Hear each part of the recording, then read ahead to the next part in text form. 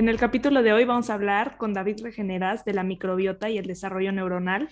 David, gracias por estar aquí. Bienvenido al podcast. Muchas gracias por invitarme, un placer estar aquí con vosotros. Antes de entrar al tema, platícanos un poco cómo llegaste a hacer lo que haces hoy. Pues hace 18 años yo estaba era coordinador de másters y posgrados en la Facultad de Fisioterapia de la Universidad de Gerona y descubrimos la psiconeuroinmunología y montamos el primer máster europeo en psiconeuroinmunología en la Universidad de Gerona. Y a partir de ahí, pues fue tirar del hilo de neurociencia, de biología molecular y microbiota. Por aquel entonces era un inicio, pero al cabo de pocos años ya empezaron a haber una avalancha de estudios científicos que cada vez fueron aumentando más el conocimiento sobre la microbiota y su relación con los diferentes sistemas. Y básicamente ha sido un camino de conocimiento a través ¿cómo te diría?, de toda la esfera académica que siempre me ha acompañado a lo largo de mi vida. Desde que acabé la carrera empecé a dar clases, organizar másters, ser profesor, ser alumno, ser coordinador y bueno, yo creo que seguramente el aprendizaje y el conocimiento ha sido siempre el motor de lo que hacemos y de lo que hemos hecho hasta el día de hoy. Claro. Para empezar con lo más básico, explícanos qué es la microbiota para las personas que nos están escuchando y no saben qué es. La microbiota es el conjunto de microorganismos con los que convive nuestro cuerpo humano. La gente conoce sobre todo la microbiota intestinal, pero también existe la microbiota de la piel, la microbiota vaginal o incluso la microbiota de la leche materna. Estamos en contacto permanente con microorganismos, bacterias, virus, protozoos, incluso parásitos que pueden tener efectos positivos y que interactúan con nuestros genes regulando multitud de funciones. Esa microbiota, que entiendo que profundizaremos más a medida que vayamos hablando, pero si está sana, es capaz de regular nuestro organismo a múltiples niveles, inmunitario, endocrino y también neurológico, y si está desbalanceada, si está alterada, es capaz de enfermarlo en cada uno de estos niveles que acabo de nombrar. Claro, ¿y por qué se relaciona con el desarrollo neurológico? ¿De qué forma están conectados? Bueno, hay un eje que es bastante conocido, que es el eje microbiota intestino-cerebro, del que hay muchas publicaciones y nos habla de diferentes comunicaciones. Nos habla de la comunicación a través de la inflamación, de cómo la microbiota regula los procesos inmunitarios que tienen en un 80% relevancia y ocupación a nivel de nuestro sistema digestivo, y esa actividad inmunitaria va a dar lugar a un comportamiento de nuestro cerebro. Algunos grupos de investigación relevantes son el de Charles Raison o Andrew Miller en Estados Unidos, que explican cómo la inflamación modifica, por ejemplo, el metabolismo de la serotonina, induciendo a estados equivalentes a depresión. Esa es una ruta. Pero también hay más rutas, como directamente el estado del sistema nervioso intestinal se correlaciona con la actividad de nuestro sistema nervioso central. Y voy a decir ahora unos nombres técnicos y si después hace falta los desarrollo más, pero podríamos decir que en nuestro cerebro, en nuestro tronco encefálico, hay áreas como la sustancia gris periaqueductal o el tálamo, que se encargan de filtrar los inputs neurológicos que recibimos de nuestro organismo. Pues bien, hasta el 75% de la información que debe ser filtrado por el tronco de nuestro encéfalo corresponde a la información que recibe del sistema nervioso intestinal. Entonces, hasta ese nivel puede llegar a impactar lo que esté ocurriendo en nuestra microbiota y en nuestra barriga. Y finalmente, algo que se está estudiando en los últimos años y que todavía no tiene descritos a la perfección los mecanismos de acción, pero que nos enseñan una vía de abordaje que es muy prometedora y disruptiva es como determinadas bacterias se correlacionan con capacidad cognitiva. No se sabe bien cómo, pero se están haciendo estudios, por ejemplo, en Drosophila melanogaster, que es un tipo de mosca con la que se trabaja bueno, pues en laboratorio, y a través de trasplantes fecales de pacientes con demencia ven cómo las capacidades cognitivas de la propia mosca se incrementan si son de pacientes sanos o se reducen si son de pacientes con demencia. Todavía no están descritos a la perfección los mecanismos, pero es muy probable que tenga que ver con regulación epigenética y la expresión de genes neurológicos por una vía indirecta. Es un poco complejo, pero es muy prometedor y disruptivo. Claro. Y hablando de la etapa de la primera infancia, que es donde se sigue desarrollando el cerebro, sobre todo los primeros 2 años, pero bueno, hablando de los primeros 7 o 10 años, ¿de qué forma podríamos influir en el desarrollo neuronal o de la correcta microbiota en el cuerpo humano? Pues mira, hay un autor que seguro que lo conocéis, que es Alessio Fasano, de la Universidad de Medicina y Pediatría de Harvard, que habla de los primeros 1000 días como la ventana de oportunidad más importante en la programación del bebé o del niño o la niña o incluso sus repercusiones en el adulto. Un matiz respecto a lo que has dicho, el desarrollo neurológico o los cambios neurológicos se dan no solo en la fase de programación, también durante la vida adulta. Lo que es verdad es que la neuroplasticidad en esos primeros 1000 días, que se incluyen los 9 meses donde el bebé está en la barriga de mamá, el nivel de neuroplasticidad es brutal. Y hay escenarios inflamatorios, escenarios metabólicos o microbiotas desbalanceadas van a afectar de un modo severo a la capacidad cognitiva y al propio desarrollo neurológico. Algo tan sencillo como entender que el sistema nervioso es un input de alarma, de peligro, y que nuestro sistema nervioso central va a orquestar sus respuestas neuroendocrinas y también cognitivas en base a esos inputs. ¿Qué pasará en un cerebro de un bebé en la barriga de mamá, que mamá está inflamada y está recibiendo esos inputs de alarma? Se orquesta, por ejemplo, para mayor presencia de receptores de glucocorticoides y menor presencia, por ejemplo, para receptores de serotonina. Eso dará un cerebro con una tendencia a vivir en supervivencia o en estados de alarma y, por tanto, ansiedad, menos capacidad cognitiva, etcétera, etcétera. Es muy interesante. Claro, desde el principio influye absolutamente todo lo que hace la mamá. Totalmente, totalmente. Y después digamos que después de los 9 primeros meses, la mamá continúa influyendo mucho por múltiples vías, ya no tan genéticas, pero sí epigenéticas y de programación inmunológica y de la microbiota, a través de la lactancia materna y a través del contacto piel con piel. Y obviamente deberíamos añadir ahí pues el amor, el cuidado, la seguridad que reciba el bebé para que todos estos inputs orquesten una programación neurológica óptima.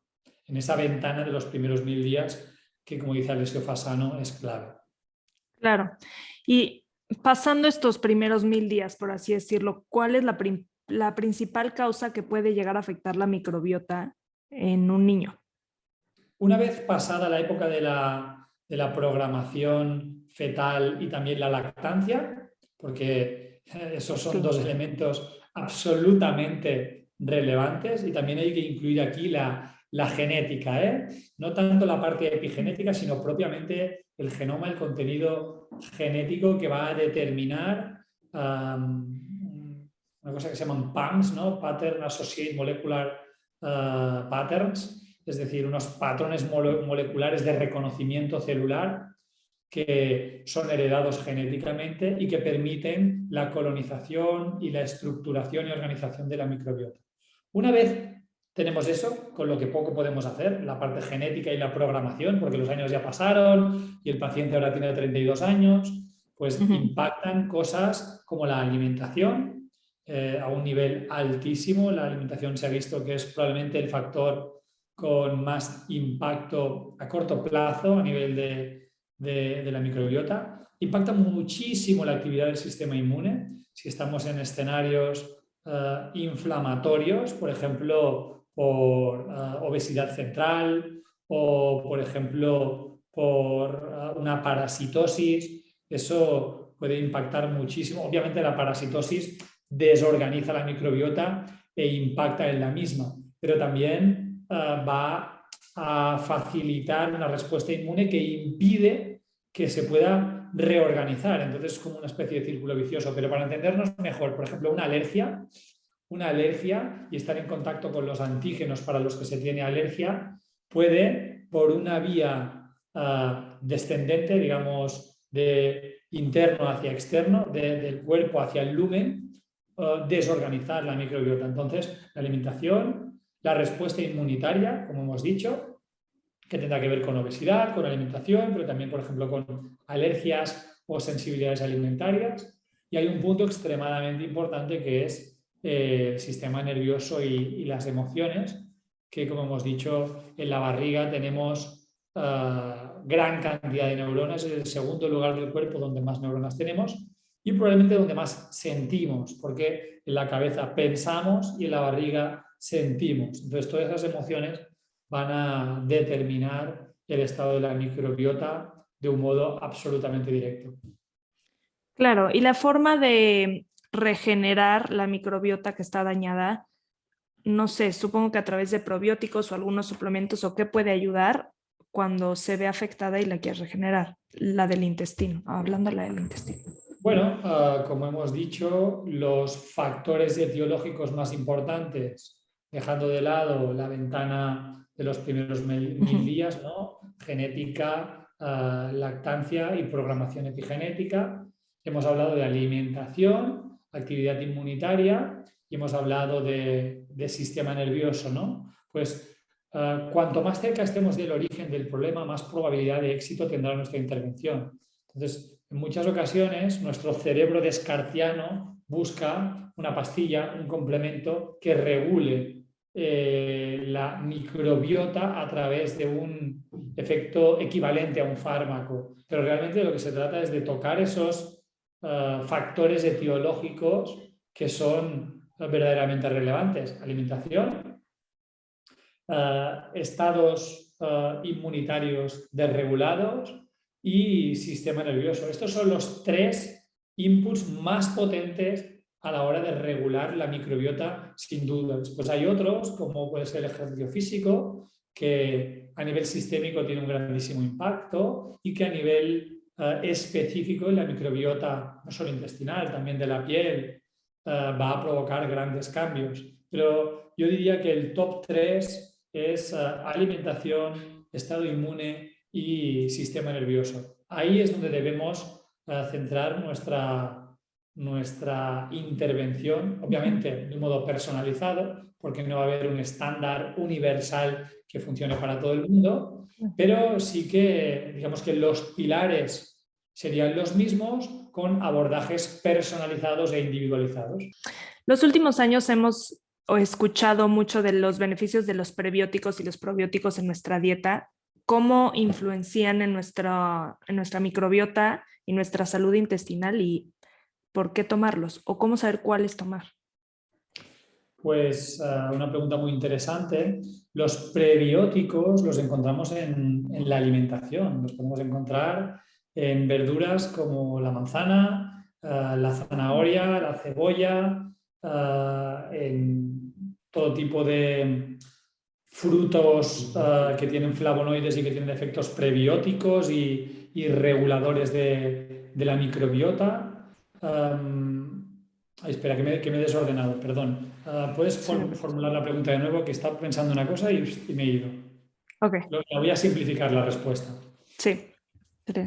Los últimos años hemos escuchado de los beneficios de los prebióticos y los probióticos en nuestra alimentación, pero ¿cómo podemos saber cuáles son los que más nos sirven para la microbiota y regular el intestino, la salud intestinal? Pues muy buena pregunta. Los prebióticos, lo primero que tenemos que saber es que aunque los encontramos en suplementos naturales, principalmente los vamos a encontrar en la alimentación, sobre todo en las verduras, ¿no? Pues inulina, pectina, etcétera, etcétera. Manzana, zanahoria, patata, boniato, todo tipo de frutas van a tener sus prebióticos con efectos reguladores a nivel de la microbiota. ¿Y cómo regulan? Pues básicamente es la comida de las bacterias que las permite mantenerse vivas. De igual modo, si les diéramos de comer a levaduras o a hongos o a parásitos con una alimentación, digamos, disbiótica, pues así es como se mantienen los hongos y las levaduras. Y por eso cuando un paciente o una paciente deja de comer pan, deja de tomar lácteos, nota que su barriga, que su cuerpo le pide comer esas sustancias y de hecho eso es lo que ocurre en primera instancia y en segunda instancia los hongos que están a punto de morir empiezan a liberar micotoxinas para hacerte creer que te encuentras mal y que comas ese pan, que comas esos lácteos y de ese modo poder sobrevivir. Pues el mismo mecanismo para los malos, digamos, es el que ocurre para los buenos. Hay que darles de comer a esas bacterias buenas, como he dicho, con frutas, verduras, tubérculos, raíces, que de un modo natural y durante cientos de miles de años han estado en contacto con nuestra microbiota y con nuestros genes, regulándola.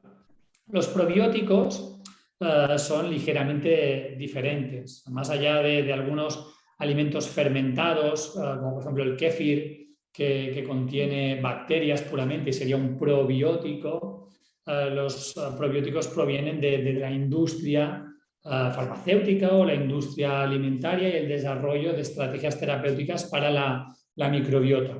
La verdad es que ofrecen multitud de posibilidades, hay de amplio espectro que permiten incidir en varias bacterias, hongos, levaduras, incluso virus a la vez. Y hay algunos que son más aislados, con un impacto más específico.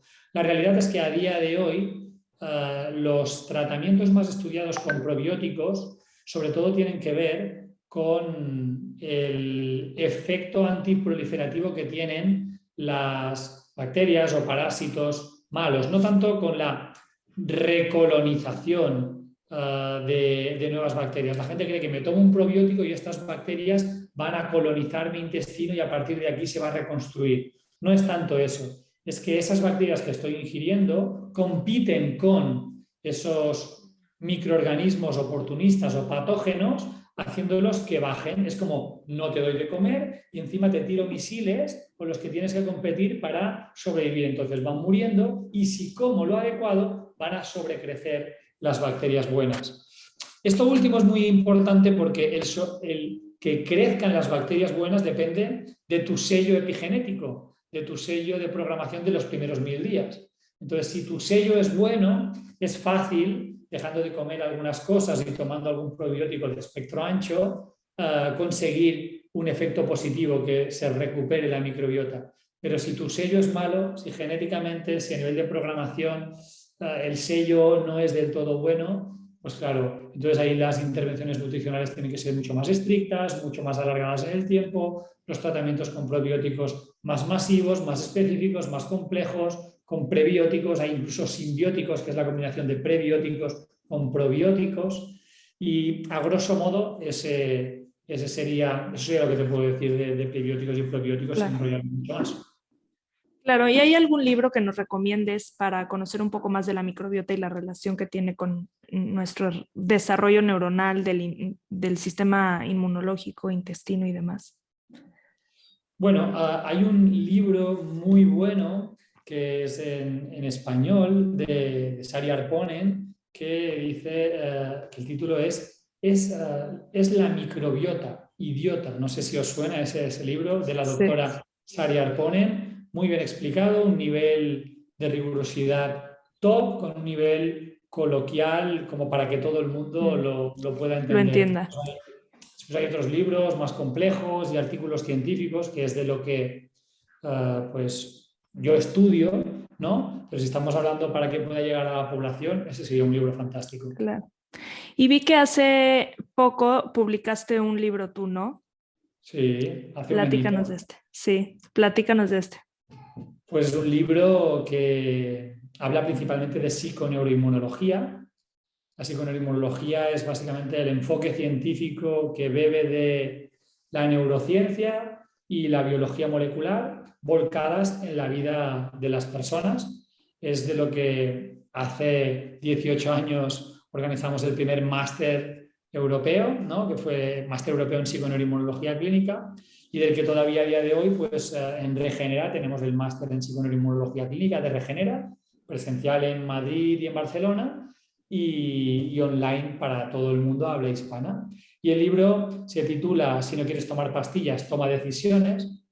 Y digo que me gusta decir que el título ya es muy movilizador, ya te enseña lo que va a ser el resto del libro, porque realmente cada vez que tienes que hacer una intervención en tu salud es una decisión.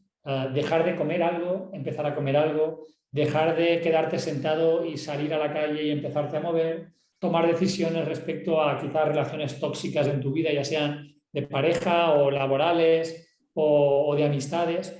Todo lo que nosotros podamos hacer por nuestra salud viene precedido de una decisión, y debe haber una conciencia sobre la salud para tomar determinadas decisiones que son valientes y que son a veces un poco traumáticas, ¿no? Que generan dolor, generan movimiento, pero que detrás de ese movimiento suelen venir pues, grandes recompensas, y por eso salir del paradigma descartiano clásico de síntoma, diagnóstico en forma de etiqueta pastillita, ¿no? Y empezar a vivir, sentir y comportarse acorde al enfoque biopsicosocial o de psiconeuroinmunología, que básicamente dice que los síntomas son consecuencia de vidas disfuncionales y que la toma de decisiones respecto a nuestra vida es lo que verdaderamente nos va a generar un escenario metabólico, inmunitario y neurológico sin síntomas y saludable. Claro. Pues David, te agradezco muchísimo tu tiempo. Platícanos un poco dónde te podemos encontrar las personas que no te conocen y nos están escuchando. Pues me podéis encontrar en nuestra página web en www.regenerahealth.com, es la página web de Regenera, nuestra compañía que tiene como objetivo pues, formar a profesionales en psiconeuroinmunología clínica y también ayudar a pacientes directamente en clínica, y en redes sociales pues en @DavidRegenera o en @regenera_PNI, PNI de psiconeuroinmunología, y creo que ahí nos podrán encontrar y podemos ayudar a todas aquellas personas que necesiten de nuestro enfoque y de nuestro conocimiento para mejorar sus vidas. Claro, dan consultas online, ¿no? Sí, en nuestra clínica actualmente, post-COVID, el 70% de las visitas son online. Tenemos en estos Buenísimo. momentos 15 terapeutas, 15 profesionales PNI, y el 70% de las visitas que estamos atendiendo son online y las estamos atendiendo de todas partes del mundo a habla hispana y próximamente también en otros idiomas. Perfecto. Pues gracias por tu tiempo, te lo agradezco muchísimo y seguimos en contacto. Pues muchas gracias a ti, María, un placer y nos vemos muy pronto. Claro que sí, saludos. Adiós.